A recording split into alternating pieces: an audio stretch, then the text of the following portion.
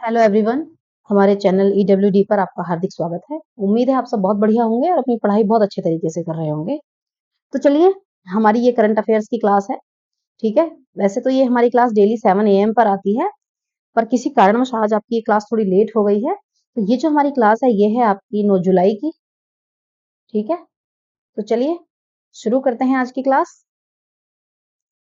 हमारा पहला क्वेश्चन है, दुनिया की पहली CNG बाइक किस ऑटो कंपनी ने लॉन्च की है? तो देखिए, ये पहली CNG बाइक लॉन्च की गई है। ठीक है, और ये आपकी लॉन्च की है बजाज ऑटो सर्विस में। ठीक है, तो देखिए आपको पता है नई दिल्ली में ये बजाज ऑटो जो कंपनी है इसने विश्व की पहली CNG बाइक, ठीक है, CNG गाड़ियां थी और अब बाइक भी आ गई है। ठीक है, क्यों CNG बाइक लाई गई है? क्योंकि ये जो बाइक है ना ये इको फ्रेंडली है। ये पेट्रोल और डीजल के अकॉर्डिंग पोल्यूशन कम करती है, थोड़ा सा ना उनके कंपैरिजन में ये प्रदूषण थोड़ा कम करती है। इको फ्रेंडली ये बाइक है। चलिए अगला प्रश्न हम देखते हैं, निम्न में से किसे ईरान का नौवां राष्ट्रपति चुना गया है? तो देखिए आपको पता है ईरान के बारे में हमने पढ़ा था अभी कि हेलीकॉप्टर क्रैश में वहां के जो प्रेसिडेंट हैं उनकी डेथ हो गई थी।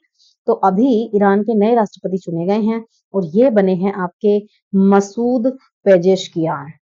ठीक है, और ईरान के प्रेसिडेंट के बारे में हम पढ़ चुके हैं, जो इब्राहिम रईसी थे, उनके हेलीकॉप्टर क्रैश में डेथ हुई थी। और अब 6 जुलाई को ईरान में इलेक्शन हुए हैं। ठीक है, और यहाँ प्रेसिडेंट का चुनाव हुआ है। मसूद पेजेशिकियान को यहाँ का प्रेसिडेंट चुना गया है और इन्होंने हराया है सईद जलीली। ठीक है, अपने कंपिटिटर सईद जलीली को इन्होंने 30 मिलियन वोट से हरा दिया है और मसूद पेजेशिकियान को ईरान का प्रेसिडेंट चुना गया है। ये ईरान के 9वें राष्ट्रपति होंगे।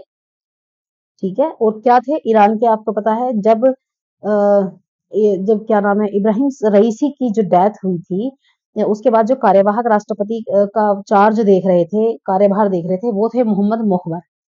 तो मोहम्मद मोहबर का स्थान अभी ये मसूद पेजेशकियान लेंगे। ठीक है, तो ईरान की बात हो रही है। तो देखिए ये है मैप में ईरान।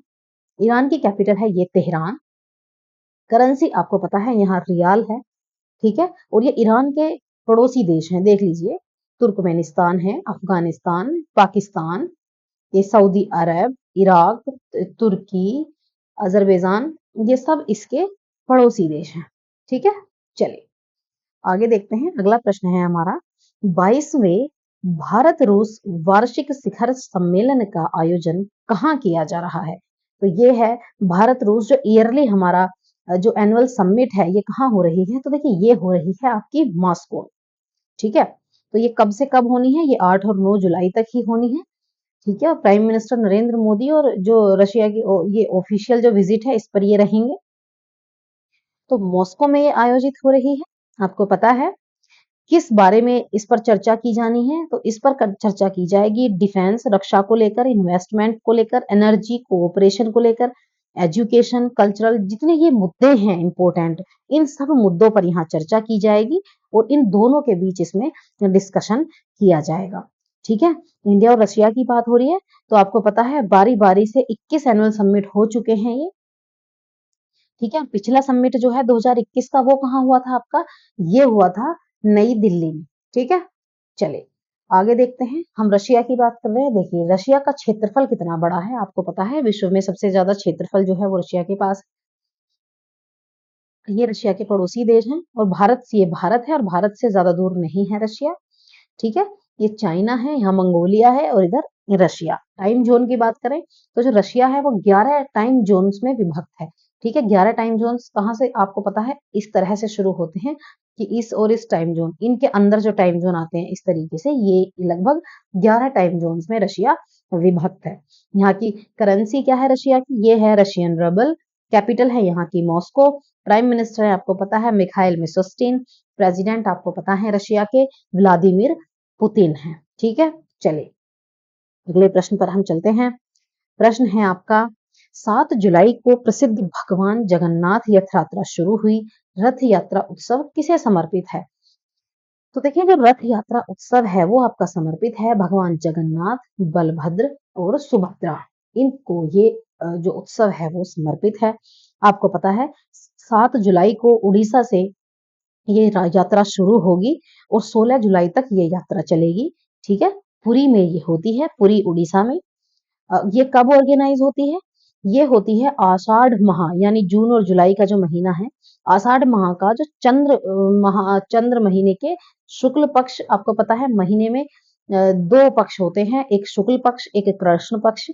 तो जो शुक्ल पक्ष है, यथ यथ यात्रा के दौरान तीनों देवी देवताओं यानी भगवान जगन्नाथ, उनके भाई बलभद्र और बहन सुभद्रा, इन तीनों को एक विशाल लकड़ी के रथों में बैठाकर गुंडीचा मंदिर तक ले जाया जाता है और उसके बाद इन्हें वापस जगन्नाथपुरी लाया जाता है। ठीक है, तो क्या है, तीनों रथों के नाम अलग अलग होते हैं।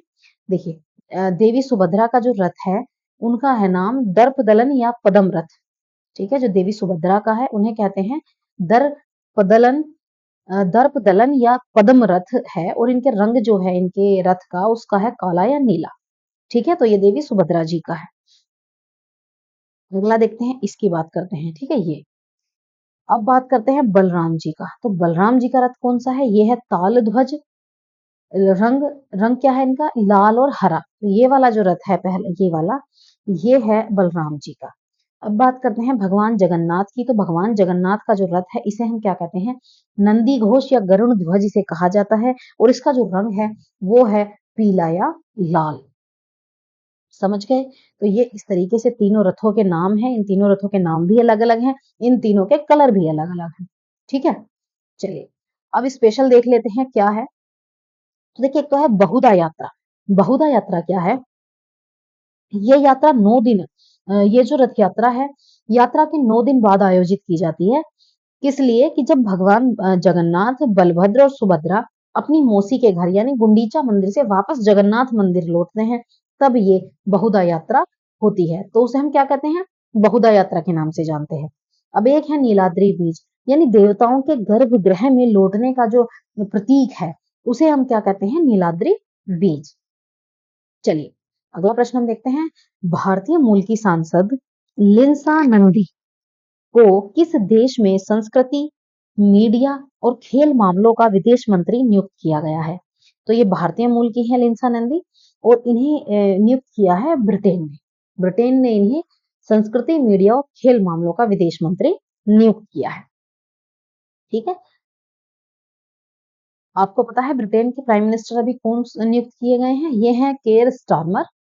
ठीक है, और ये भारतीय मूल की हैं लीसा नंदी, इसलिए ये चर्चा में है। तो भारतीय मूल की महिला लीसा नंदी को इन्होंने कल्चरल, मीडिया और स्पोर्ट्स मैटर्स का जो फॉरेन मिनिस्टर है अपॉइंट किया है। ब्रिटेन की बात कर रही है, तो ये है हमारा मैप में यूके। ठीक है, कैपिटल क्या है यहाँ की? लंदन है। और करेंसी की बात करें तो यहाँ की जो करेंसी है वो है स्टर्लिंग, और प्राइम मिनिस्टर आपको पता है हम पढ़ चुके हैं, केर स्टार।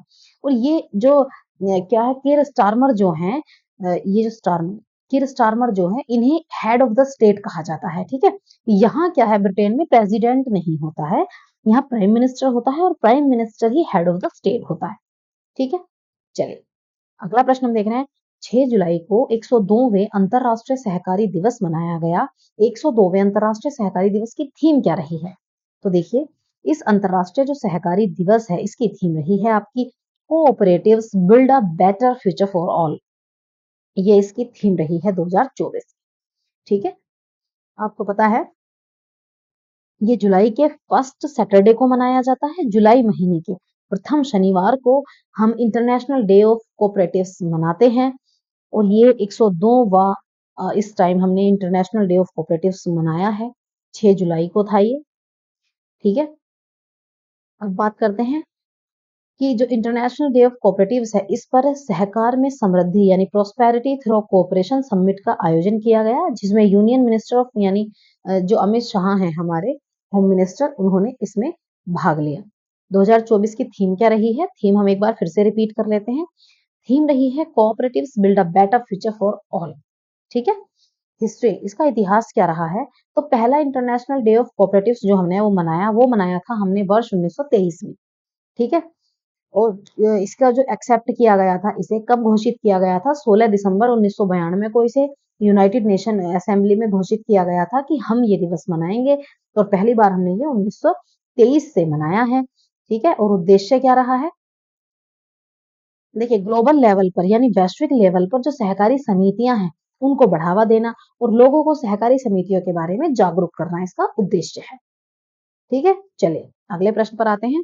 प्रश्न है, हाल ही में चर्चा में रहा डूरंड कप किस खेल से संबंधित है?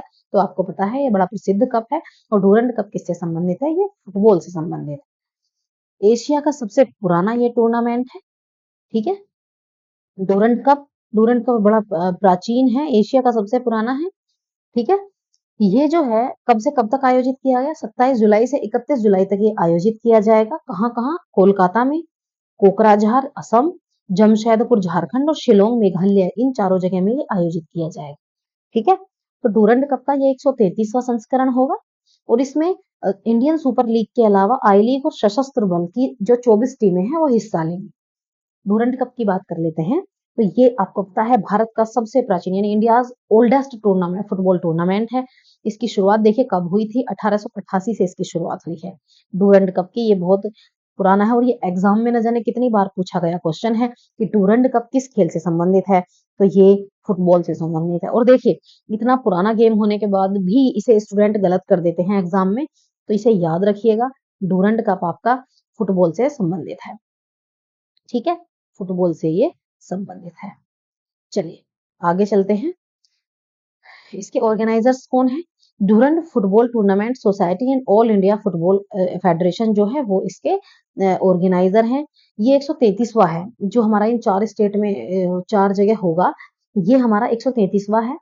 ठीक है, 2024 में होने वाला संस्करण। बात करें पिछले संस्करण की, 132वां जो संस्करण है ये हुआ, ये किसने जीता था? ये जीता हमारा मोहन बागान ने। ठीक है, जो मोहन बागान सबसे पुराना फुटबॉल क्लब है, आपको पता है, इसने ये जीता है।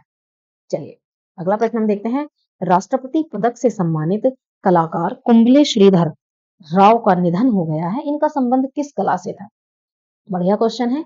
इनका संबंध था देखिए यक्षगान से। ठीक है, ये जो आर्टिस्ट थे कुंबले श्रीधर, इनका 76 यानी 76 वर्ष की आयु में निधन हुआ है। ठीक है, और ये किस लिए, किसमें पारंगत थे, किसमें ये एक्सपर्ट थे? देखिए इनकी जो कला थी ठेकुतिट्टु शैली, ये यक्षगान है, यक्षगान की एक शैली है ठेकुतिट्टु, उसमें ये एक्सपर्ट थे, उसमें ये पारंगत थे। इन्होंने क्या किया था? मध्य पूर्वी और पश्चिम एशियाई देशों में यक्षगान शैली को पहचान दिलाई थी और इनकी पहचान दिलाने के लिए ही इन्हें राष्ट्रपति पदक से सम्मानित किया गया था। ठीक है, यक्षगान की बात कर लेते हैं। एग्जाम में कई बार पूछा गया क्वेश्चन है, यक्षगान जो है ये कहाँ का नृत्य है? कहाँ का नृत्य है? ये कर्नाटक का ये नृत्य है। ठीक है, नोट कर लीजिए, ये कर्नाटक का नृत्य है। ये क्या है कि ड्रामा और डांस स्टाइल है, दोनों ही है, नाटक और नृत्य दोनों ही है। ठीक है, तो ये जो आर्ट है, आर्ट अथवा बायल आर्ट नाम से भी जानी जाती है। इसे जो यक्षगान की जो आर्ट है, इसे हम किस नाम से? आर्ट और बायल आर्ट दोनों नाम से भी जानते हैं। चलिए अगला प्रश्न देखते हैं। दुनिया की सबसे पुरानी गुफा पेंटिंग किस देश में खोजी गई है? तो दुनिया की सबसे पुरानी, मैंने आपसे बताया है, जब भी आपसे पूछा जाए विश्व में प्रथम, देश में प्रथम, महिलाओं में प्रथम, तो आप उस पॉइंट को हमेशा नोट करते हुए चले। ठीक है, आपसे पूछा गया है दुनिया में प्रथम सबसे पुरानी गुफा पेंटिंग किस देश में खोजी गई है? तो ये कहाँ खोजी गई है? तो देखिए ये खोजी गई है आपकी इंडोनेशिया में। ठीक है, तो बात आती है साउथ ईस्टर्न जो कंट्री है, उसकी जगह है एक South Sulawesi province, South Sulawesi province के मारोस पंगकेव ये रीजन है। इसके लेयांग कर्मपुआंग गुफा के अंदर ये विश्व की सबसे पुरानी पेंटिंग मिली है। ये पेंटिंग देखिए कितने साल पुरानी है। ये पेंटिंग लगभग 51,200 साल पुरानी है। आपको पता है ये जो चीजें होती हैं कार्बन डेटिंग से पता लगाया जाता है इन चीजों का। ठीक है, कि ये कितने वर्ष पुरानी है, इसकी आयु ज्ञात हो जाती है। तो ये अब देख लीजिए 51,200 वर्ष पुरानी ये गुफा की पेंटिंग है। पेंटिंग में 3 ह्यूमंस जैसी आकृतियां और एक जंगली सुअर के साथ बातचीत करते हुए दिख रहे हैं। ऐसा मतलब उन्हें पेंटिंग में नजर आ रहा है। चलिए, निम्न में से कौन सा देश संघाई सहयोग संगठन यानी SCO, संघाई कोऑपरेशन ऑर्गेनाइजेशन का 10वां सदस्य बना है? तो देखिए 10वां सदस्य कौन बना है? तो देखिए ये बना है बेलारूस। ठीक है, तो अभी कजाकिस्तान की अध्यक्षता में जो ये बैठक हुई, 24वां SCO का संगठन, ये ऑर्गेनाइजेशन हुआ, समिट, इस समिट का ऑर्गेनाइजेशन हुआ, इसमें जो 10वां सदस्य बन गया है, ये बेलारूस इसमें 10वां सदस्य बना है। ठीक है, आपको पता है 2024 में तो बेलारूस बना है और 2023 में ईरान इसका नोवा मेंबर बना था। ठीक है, अब इसमें एससीओ में अब 10 सदस्य हो गए हैं। ठीक है, एससीओ की बात कर लेते हैं। ये क्या है? ये एक permanent intergovernmental international organisation है। इसका उद्देश्य है क्षेत्र में शांति, सुरक्षा और स्टेबिलिटी यानी स्थिरता बनाना। ठीक है, और इसकी स्थापना कब हुई थी? स्थापना हुई इसकी 2001 में। हेडक्वार्टर है बीजिंग चीन में। सेक्रेटरी जनरल है इसके मिस्टर झांग मिंग और इसकी भाषा क्या है? चाइनीज और रशियन।